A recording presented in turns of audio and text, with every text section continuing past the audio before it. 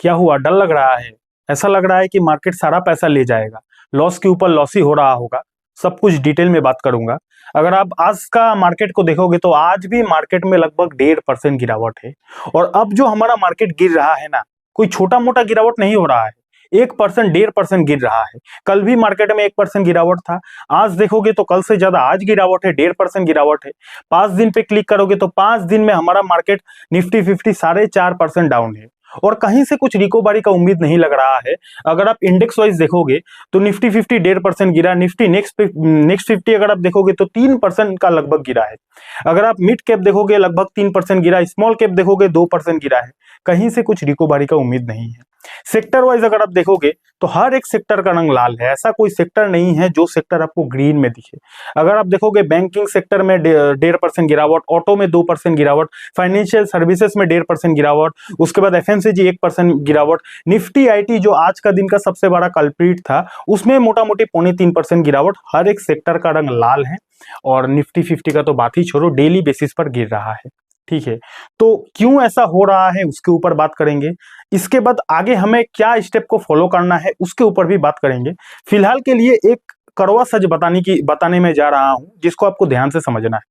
अगर आप यहाँ पे 5 सालों पे क्लिक करोगे ना, और कोविड के बाद से, यानी कि ये रहा कोविड का गिरावट, यहां से लेकर अगर आज तक का आप मार्केट को देखोगे तो ये जो 4 सालों का मार्केट है कोविड के बाद से, यानी कि 2020 से लेकर 2024 का जो ये 4 साल का पीरियड था, ये 4 साल जो आपने मार्केट को देखा ना, ये पूरा फेक मार्केट था, झूठा मार्केट था।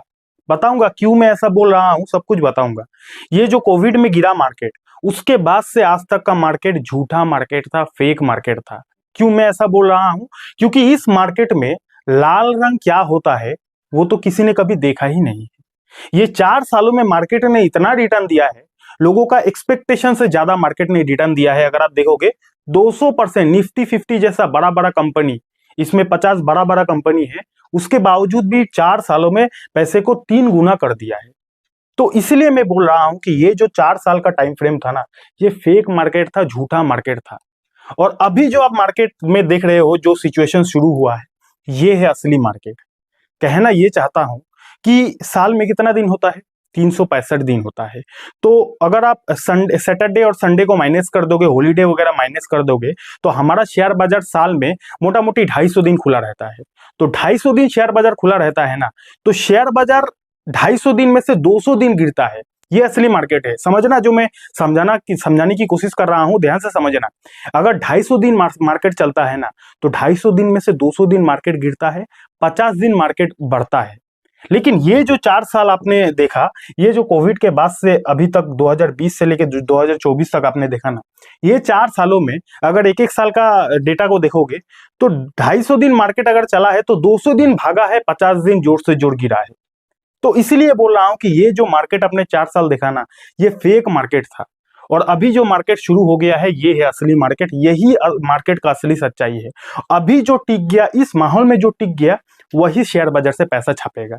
और इस माहौल में जो डर के मारे भाग रहा है, वो आज से 5 सालों के बाद, ज्यादा वेट नहीं करना पड़ेगा, 5 सालों के बाद वो लोग पछताने वाला है कि क्यों मैं इस गिरावट में बेच के निकल गया, डर के मारे निकल गया। ठीक है, क्योंकि शेयर बाजार का दस्तूरी है कि साल में अगर 250 दिन मार्केट चलेगा तो 200 दिन गिरेगा, 50 दिन बढ़ेगा। और 50 दिन जो बढ़ेगा ना, 200 दिन जो गिरा था उसको रिकवरी करके बढ़ेगा। यही मार्केट की असली सच्चाई है। ठीक है, तो मार्केट का जो अंदर का असली सच्चाई है वो मोटा मोटी आपने समझ लिया। अब बात करते हैं कि क्यों आखिर अभी करेंट सिचुएशन में मार्केट में हमारा लगातार गिरावट हो रहा है, क्या रीजन है। चलिए उन रीजन को डिस्कस करते हैं। तो अभी जो मार्केट में इतना गिरावट हो रहा है ना, इसके पीछे एक नहीं, दो नहीं, बल्कि बहुत सारा कारण है। पहले तो निराश किया यूएस फेड ने। यूएस फेड का जो आउटकम आया, पावेल जी ने कहा कि रेट कट तो करेंगे लेकिन कम बार करेंगे। तो पावेल जी ने ये जो कहा कि रेट कट कम बार करेंगे, ये बात एफआईएस को बिल्कुल भी पसंद नहीं आया। और इस बात के लिए एफआईएस ने पूरा गुस्सा निकाल दिया अमेरिका का शेयर बाजार में। और अमेरिका का शेयर बाजार में गुस्सा निकाला, हमारे इंडियन शेयर बाजार में भी एफआईएस पूरा गुस्सा निकाल रहा है।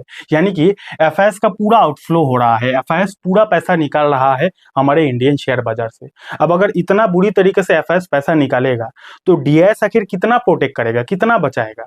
उनके हाथ में भी तो लिमिटेड पैसा है ना। तो एफआईएस का पूरा तरीके से आउटफ्लो हो रहा है, जिसके वजह से हमारे मार्केट में अभी नेगेटिव सेंटीमेंट देखने को मिल रहा है। ठीक है, और उसके बाद रूपी रिकॉर्ड पे रिकॉर्ड लो लगाते ही जा रहा है। अगर आज के डेट में आप $1 खरीदने जाओगे ना, तो $1 पे आपको देना पड़ेगा इंडियन रुपीस के हिसाब से 85 रुपीस देना पड़ेगा, और ये ऑल टाइम हाई है, ये रिकॉर्ड हो गया है। 85 रुपीस आज से पहले कभी इतना लो नहीं था। ठीक है, तो $1 का कीमत चला गया है 85 रुपीस, और ये कारण की वजह से भी एफआईएस का आउटफ्लो हो रहा है। एफआईएस पूरा माल बेच रहा है, क्योंकि अगर रुपीस का वैल्यू गिरता ही जाएगा तो एफआईएस अगर हमारे शेयर बाजार से पैसा बेच के डॉलर में कन्वर्ट करेगा, वो लोग अपने देश में पैसा लेकर जाएगा, तो डॉलर में जब कन्वर्ट करेगा और $1 का कीमत अगर 85 रुपीस चला जाएगा, तो इस तरफ से भी एफआईएस का लॉस। ठीक है, तो एफआईएस का ये एक भी कारण है, रुपीस का रिकॉर्ड लो परफॉर्मेंस के वजह से भी एफआईएस हमारे शेयर बाजार में बिकवाली कर रहा है। ठीक है, उसके बाद ट्रेड डेफिसिट, इसके बारे में भी मैंने बोला था कि इंपोर्ट होता है, एक्सपोर्ट होता है। तो हमारा जो एक्सपोर्ट है, यानी कि हम जो अपना सामान दूसरे देशों में बेचेंगे, इसका जो परसेंटेज है वो दिन पर दिन कम हो रहा है, और हम इंपोर्ट ज्यादा कर रहे हैं, यानी कि दूसरे देशों से हम माल ज्यादा खरीद रहे हैं और अपना माल दूसरे देशों में कम बेच रहे हैं, जिसके वजह से क्या हो रहा है कि भैया रुपीस का वैल्यू और कम होते जा रहा है। ठीक है, क्योंकि अगर हम दूसरे देशों से ज्यादा माल खरीदेंगे तो उनको डॉलर में पेमेंट करना पड़ेगा, तो डॉलर में पेमेंट करना पड़ेगा तो नुकसान तो हमारा ही है ना। ठीक है, और अगर हम दूसरे देशों में अपना माल बेचेंगे तो डॉलर्स में हम लोग पेमेंट को रिसीव करेंगे, तो इससे हमारा फायदा है। तो हम लोग दूसरे देशों से माल खरीद ज्यादा रहे हैं, बेच कम रहे हैं, जिसके वजह से क्या हुआ है, ट्रेड डेफिसिट एकदम रिकॉर्ड तोड़ हो गया है, और ये एक कारण की वजह से भी मार्केट में नेगेटिव सेंटीमेंट देखने को मिल रहा है। ठीक है, पांचवा कारण क्या है कि अनसर्टेनिटी Q3 अर्निंग, यानी कि अभी अभी जो कुछ दिन पहले Q2 का रिजल्ट आया, बड़ा बड़ा कंपनी से ने रुला दिया। रिलायंस हो गया, टाटा हो गया, बिरला हो गया, जितना भी हमारे देश का बड़ा बड़ा कंपनी है, Q2 का अर्निंग जो था बहुत ही खराब था, जिसके वजह से मार्केट में तो प्रेशर था ही। लेकिन अभी जो आने वाला Q3 का रिजल्ट आएगा, उसमें भी कुछ लोगों का ये प्रेडिक्शन है, लोग ये मान के चल रहा है कि Q3 भी बड़े बड़े कंपनीज का अच्छा नहीं आएगा। Q3 का रिजल्ट में भी बड़े बड़े कंपनीज का जो अर्निंग है वो कम ही आएगा, ये अनुमान लगा रहा है बड़े बड़े लोग, जिसके वजह से भी देखो, मार्केट किसी भी चीज को पहले ही प्रेडिक्ट कर लेता है। अगर आने वाले समय में किसी कंपनी का Q3 कम होगा ना, तो उस चीज को मार्केट आज ही पनिशमेंट कर देगा। तो ये सारा चौतरफा हमला हो गया है हमारे मार्केट में, जिसके वजह से मार्केट पहले ही इन सारी चीजों को पनिशमेंट दे रहा है। तो मार्केट में इतना नेगेटिविटी क्यों है, उसके बारे में हमने बात कर लिया। अब बात करेंगे कि अब मार्केट यहां से और कितना गिर सकता है, उसके बारे में थोड़ा सा एनालिसिस करेंगे। ठीक है, लेकिन आगे बढ़ने से पहले अगर आपको वीडियो अच्छा लग रहा है तो लाइक कर देना। आपका पोर्टफोलियो कितना डाउन है नीचे कमेंट सेक्शन में बता सकते हो। ठीक है, और हाँ, टेलीग्राम चैनल को ज्वाइन नहीं किया है तो टेलीग्राम चैनल का ऑफिशियल लिंक आपको डिस्क्रिप्शन पर मिल जाएगा, वहां से टेलीग्राम चैनल को भी ज्वाइन कर लेना। अब कल हमने डिस्कस किया था कि 24,000 का जो लेवल है ये काफी ज्यादा इंपॉर्टेंट लेवल था, और 24,000 के लेवल को भी कल मार्केट ने तोड़ दिया था। उसके बाद हमने बात किया था कि 24,000 का लेवल एक साइकोलॉजिकल लेवल था। अगर आज का दिन 24,000 का लेवल के नीचे की तरफ क्लोजिंग होता है, ये मार्केट के लिए बहुत ही खराब सेंटीमेंट क्रिएट कर सकता है, जो कि आज के दिन हमने देख लिया कि 24,000 के नीचे की तरफ क्लोजिंग हो गया है। अब एक ही उम्मीद है, वो उम्मीद ये है कि 200 EMA, यानी कि 200 दिन का जो मूविंग एवरेज का लाइन है, यहां पे अगर इस चीज को, इस लाइन को भी मार्केट तोड़ देता है ना भाई, उसके बाद तो क्या होगा मार्केट में कुछ कह नहीं सकते हैं, क्योंकि ये जो 200 EMA का लाइन है ना, ये 200 दिन का मूविंग एवरेज का लाइन है, और ऐसा माना जाता है कि 200 दिन का मूविंग एवरेज का लाइन को अगर कोई भी स्टॉक या फिर कोई भी इंडेक्स ब्रेक करता है, तो वो इंडेक्स के लिए वो नेगेटिविटी क्रिएट हो जाता है। ठीक है, तो ये जो लाइन देख रहे हो, ब्लैक कलर का लाइन देख रहे हो, ये 200 EMA है। इससे पहले भी मार्केट ने 200 EMA को ब्रेक तो किया था, लेकिन ज्यादा दिन उसने सस्टेन नहीं किया, फिर से रिकवरी किया। आज फिर से मार्केट ने 200 EMA को ब्रेक कर दिया है। अब ये रियल ब्रेक है या फिर फेक ब्रेक है, ये तो हमें कुछ दिनों में पता चल ही जाएगा। लेकिन अगर ये रियल ब्रेक होगा, अगर 200 EMA को वाकई ने मार्केट ब्रेक कर दिया है, तो भाई इसके बाद मार्केट का नेक्स्ट सपोर्ट मैं देख रहा हूं 23,300, यहां तक मार्केट आ सकता है। ठीक है, और 23,300 को भी अगर मार्केट ब्रेक कर देता है, उसके बाद तो अगला सपोर्ट हमें ड्रॉ करना पड़ेगा। ठीक है, तो कुछ हम टेक्निकली अगर देखेंगे तो भैया मार्केट ने 24,000 को तोड़ा, 200 ईएमए को भी तोड़ दिया है। अब आने वाले समय में देखना पड़ेगा कि 200 ईएमए के ऊपर मार्केट सस्टेन कर पाता है कि नहीं। अगर मार्केट 200 ईएमए के ऊपर सस्टेन कर पाता है, बहुत अच्छी बात है, बहुत राहत का बात है। लेकिन 200 के नीचे ही अगर मार्केट और गिरने लगता है तो मार्केट के लिए और नेगेटिविटी शुरू हो सकता है। ठीक है, ये हमने टेक्निकली बात किया।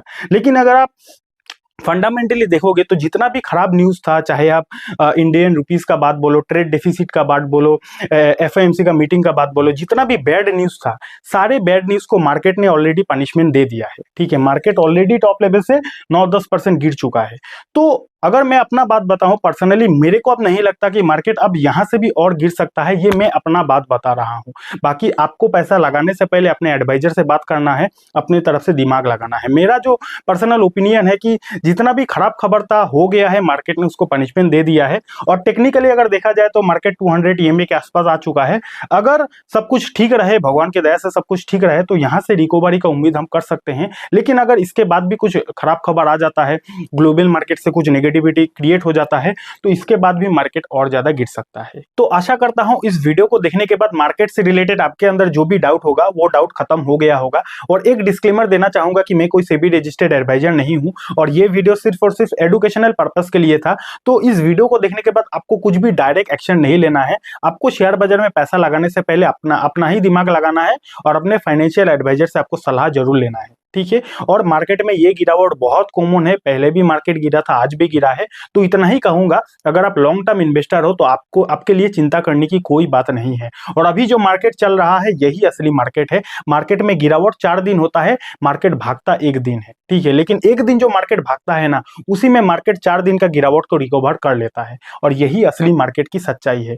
2020 से लेकर 2024 तक जो मार्केट चला है वो एक हवा मार्केट था। उसमें इतना ज्यादा रिटेलर्स का एंट्री हो गया था, इतना ज्यादा मार्केट में पैसा आ गया था कि मार्केट भाग रहा था। लेकिन आज के डेट में मार्केट की जो असली सच्चाई है वो पता चल रहा है। ठीक है, इसका मतलब ये नहीं बोल रहा कि मार्केट में पैसा नहीं बनता है, लेकिन लॉन्ग टर्म इन्वेस्टमेंट करने से ही बनता है। शॉर्ट टर्म में मार्केट से पैसा बनाना बहुत मुश्किल होता है। ठीक है, अगर आप शेयर मार्केट को फ्री में सीखना चाहते हो, यहाँ पे क्लिक करके इस वीडियो को देख लेना। और डीमेट अकाउंट नहीं है, फ्री डीमेट अकाउंट का लिंक आपको डिस्क्रिप्शन पर मिल जाएगा। बहुत बहुत धन्यवाद।